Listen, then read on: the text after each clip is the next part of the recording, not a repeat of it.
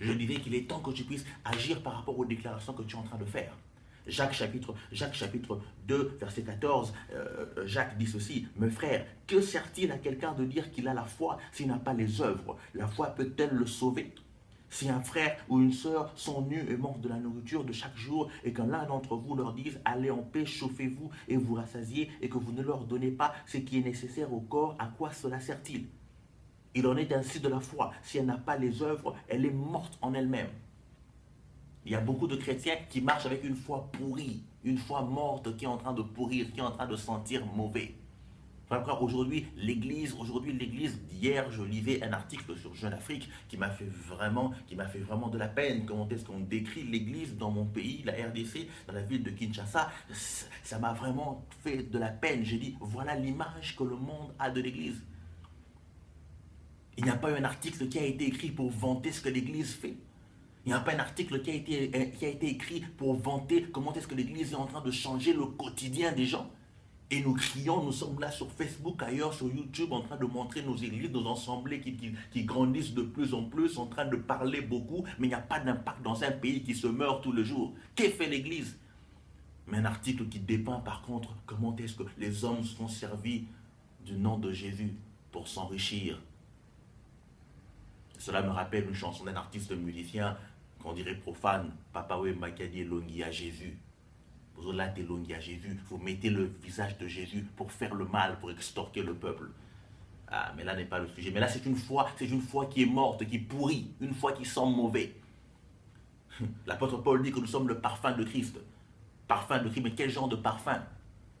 Ton Christ est-il un parfum qui sent bon, les gens ont envie de s'approcher de ce Jésus, ou ton Christ commence à sentir mauvais? Ton Christ à toi n'est pas ressuscité, il est mort, il a fait plus de 3 jours, il a dépassé le délai de résurrection, il est mort, il commence à pourrir, une foi qui pourrit. Il dit, ainsi la foi sans les œuvres est une foi morte en elle-même. Quelqu'un dira, toi tu as la foi et moi j'ai les œuvres, montre-moi ta foi sans les œuvres et moi je te montrerai la foi par mes œuvres. Il dit, tu crois qu'il y a un seul Dieu? Les démons croient aussi qu'il y a un seul Dieu et ils tremblent. C'est comme ça que moi j'ai toujours dit qu'il y a des chrétiens démons. Ça choque les gens, ça peut te choquer, mais il y a des chrétiens démons. Tu crois, tu dis, je crois en Dieu, je crois que Jésus-Christ est le Fils de Dieu, mais les démons l'ont dit. Ils ont dit, tu es le Fils de Dieu, pourquoi tu veux nous troubler avant le temps? Tu peux être un chrétien démon, tu vas à l'église, Jésus-Christ est Dieu, Jésus-Christ est Seigneur, et Seigneur, et Seigneur. Les démons croient aussi que Jésus est Seigneur, ils le croient, ils le savent même, parfois même mieux que toi. Et ils tremblent. Et ce sont des démons. Des chrétiens démons. La femme avec l'esprit de Python, elle est en train de prophétiser, elle prophétisait. Ceux-ci sont des serviteurs du Dieu vivant, écoutez-les. Il y a des chrétiens comme ça, tu prêches, tu es là sur Facebook, tout moment des posts, Jésus est ceci, Jésus est cela. Tu prêches, tu prophétises même. Mais démons, ta foi sent mauvais. Il y a des chrétiens, il y a des démons qui ont été exaucés, ils disent, oh Jésus ne nous envoie pas, ne nous envoie pas dehors, envoie-nous chez des pourceaux. Jésus dit, allez, ils ont été exaucés, ils ont fait une prière, Jésus les a exaucés. Et toi tu fais des prières qui sont exaucées. Démons. Des chrétiens démons. Pourquoi? La foi pourrit, la foi sent mauvais. Et Jacques parle d'Abraham, il dit, veux-tu savoir, ô homme vain, que la foi sans les œuvres est inutile? Abraham, notre père, ne fut-il pas justifié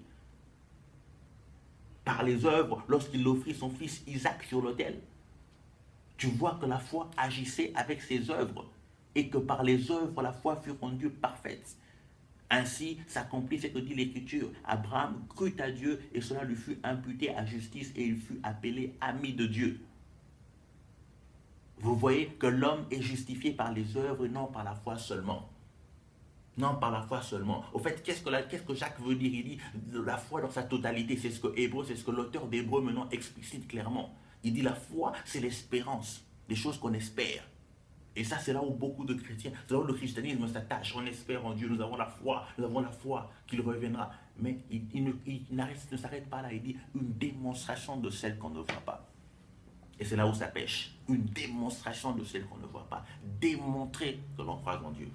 Vous vous rappelez de la parabole des 2 enfants, de 2 fils, la parabole que Jésus donne à ses disciples, 2 enfants, 2 fils.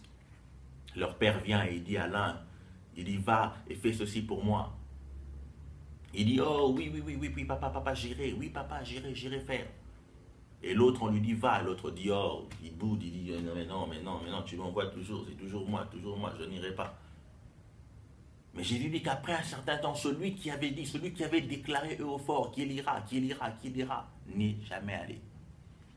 L'autre qui avait semblé résister, à un certain moment se rendit compte qu'il faisait mal. Et il est parti. Et Jésus pose la question de deux, qui a agi convenablement?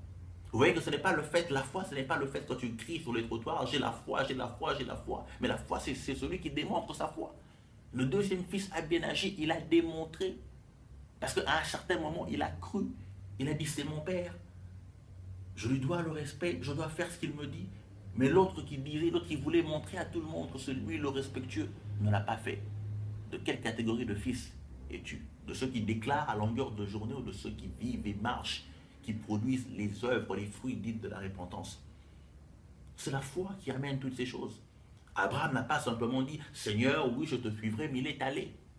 Et si vous lisez l'histoire d'Abraham, je disais, nous évitons de lire beaucoup de versets, nous évitons de lire tout le temps parce qu'on n'a pas beaucoup de temps. Mais vous pouvez lire, je disais que l'histoire d'Abraham, c'est dans Genèse chapitre 10, de 11 jusqu'à Genèse 25. Lisez l'histoire, vous verrez que Sarah n'est pas la seule qui a ri. Beaucoup de gens disent que Sarah a ri, mais Sarah n'est pas la seule qui a ri.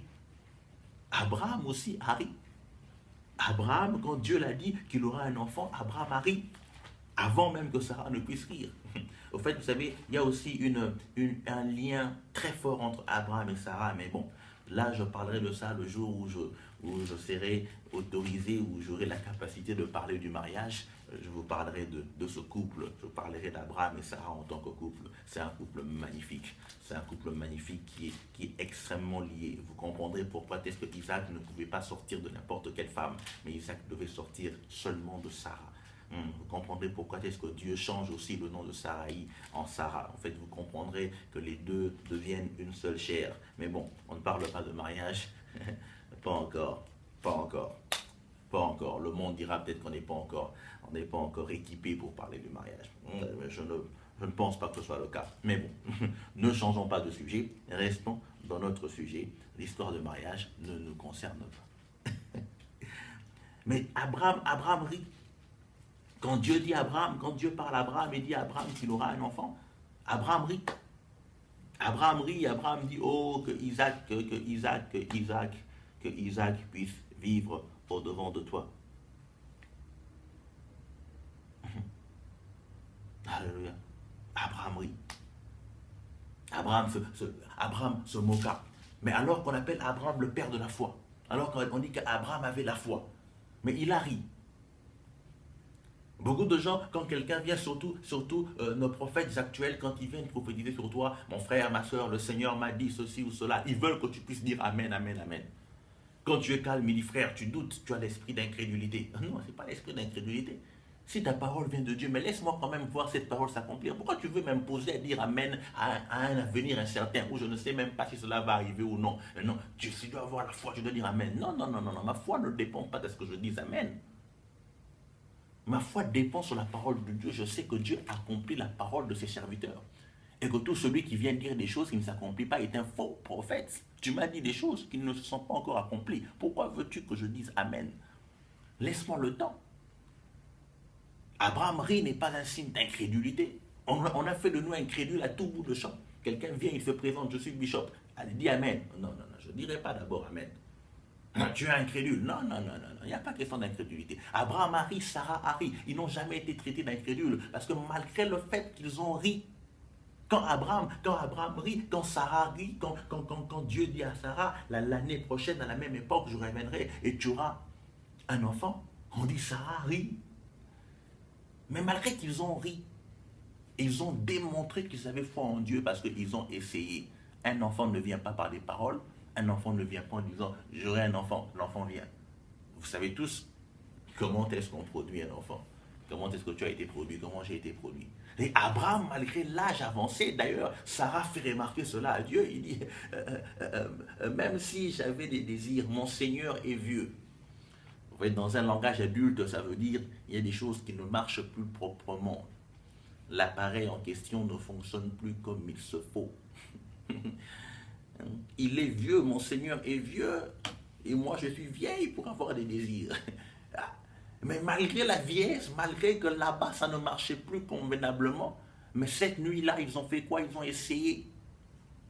Ces nuits-là, ils ont essayé, ils ont dit à la parole de Dieu, à ta parole nous irons, comme Pierre et Jean ont dit à Jésus, à ta parole nous jetterons les filets. C'est vrai qu'ils ont dit, par notre expérience, ils n'ont pas douté, ils ont dit, par notre expérience, on a jeté, mais à ta parole, nous allons démontrer que nous avons foi en toi, nous jetons les filets. Abraham et Sarah ont dit, à ta parole, nous irons, nous allons encore tenter. Bien que les choses ne fonctionnent plus, même que ces derniers temps, on dort comme des petits enfants, inoffensifs l'un l'autre, mais nous allons essayer. Et cette nuit-là, les choses ont marché convenablement. Et les autres nuits, les choses ont marché convenablement, jusqu'à ce qu'Isaac soit sorti. D'ailleurs, il y a un mystère, pourquoi est-ce que le signe de l'alliance que Dieu, le signe que Dieu donne à Abraham se trouve au niveau de l'appareil qui ne fonctionnait pas. Se trouve là, au niveau, parce que l'enfant vient de là. Il fallait circoncire. C'est là. Dieu va traiter ton problème à la source.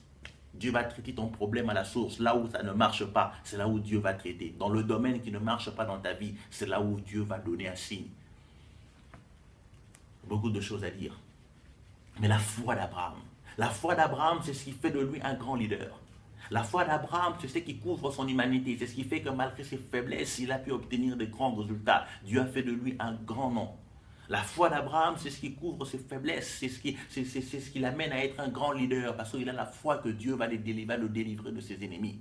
La foi d'Abraham, c'est ce qui l'amène à être prophète. Parce qu'il a la foi en tout ce que Dieu lui dit. La foi d'Abraham, c'est ce qui l'a amené à être père, à avoir Isaac. Tout tourne autour de la foi.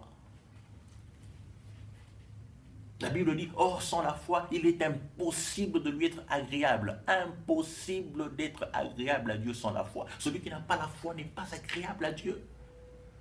Celui qui n'espère pas en Dieu, qui ne place pas sa confiance en Dieu et surtout qui ne démontre pas, c'est-à-dire qui n'agit pas selon Dieu, n'a pas foi. Parce que ce n'est pas seulement espérer, mais agir selon Dieu.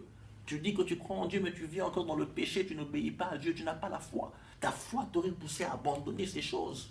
Ta foi t'aurait poussé à te détourner du péché parce que tu as foi en Dieu, tu crois en sa parole et sa parole te dit, sa parole te donne une certaine conduite. Voilà pourquoi on dit Abraham crut en Dieu, cela lui fut imputé à justice. Il a obtenu justice parce qu'il a cru en Dieu. Quand tu crois en la parole de Dieu, cette parole de Dieu apporte la justice dans ta vie. Tu commences à marcher dans la crainte de Dieu, tu deviens le juste. Sois juste dans ta marche. Voilà pourquoi on dit le juste vivra par la foi. Au fait, il est agréable à Dieu. Il vit par la foi qui vient de ce qu'on entend de la parole de Dieu. C'est-à-dire, il écoute la parole de Dieu, il la met en pratique et il vit. Tu vis de quoi? Tu vis de ton péché. Et tu te dis juste? Non, tu n'es pas juste. La clé du succès d'Abraham, la clé de la grandeur d'Abraham, c'est sa foi. Une foi démontrée. Et il offrit même Isaac par la foi. Il était prêt à tout pour Dieu. Même à sacrifier ce qu'il avait de plus précieux. Qu'est-ce que tu gardes de plus précieux? Qu'est-ce que tu as de plus précieux que tu ne peux pas sacrifier? Ta vie, ton ego, ta propre personne, la foi d'Abraham. Autant de choses à dire. Je disais tant de choses à dire, on n'a que 15 minutes. J'ai d'ailleurs fait 2 vidéos pour celle-ci. Mais je voudrais te dire, alors que je termine cette série de vidéos, 5 choses à connaître sur Abraham, je voudrais te dire que aie foi en Dieu. Aie foi en Dieu. Apprends à vivre dans la foi avec Dieu, à démontrer cela. Pas simplement à espérer, mais démontre que tu as la foi. Commence à marcher selon les exigences de Dieu. Commence à marcher, commence à croire que Dieu va t'amener là où il a promis qu'il va t'emmener. Tout était basé sur la foi d'Abraham. La foi d'Abraham lui a même amené à acheter, à dire à ses fils, cette terre nous appartient. Et quand Sarah est morte, il a acheté, il n'était pas encore propriétaire. Abraham est mort sans être propriétaire de Canaan, mais il a cru que Dieu pouvait le faire. Que la mort ne puisse pas te faire douter de la fidélité de Dieu. Dieu reste fidèle. Même après toi, il reste fidèle. Au fait, il savait qu'Abraham était éternel et que dans l'éternité, Abraham contemplerait. Dans l'éternité, Abraham contemplerait ce que Dieu était en train de faire avec sa descendance. Abraham contemplerait cela. Celui qui a la foi demeure éternel. Parce que Dieu n'est pas un Dieu de mort. Rappelez-vous, Jésus a dit, Dieu n'est pas un Dieu de mort, il est un Dieu de vivant. S'il s'appelle Dieu d'Abraham, Dieu d'Isaac, Dieu de Jacob, c'est qu'ils ne sont pas morts, ils sont vivants en lui. Celui qui a la foi demeure vivant, vit éternellement. On parlera de toi, on parlera du Dieu de Patrick. du dieu de Kalinga, du dieu d'Iri.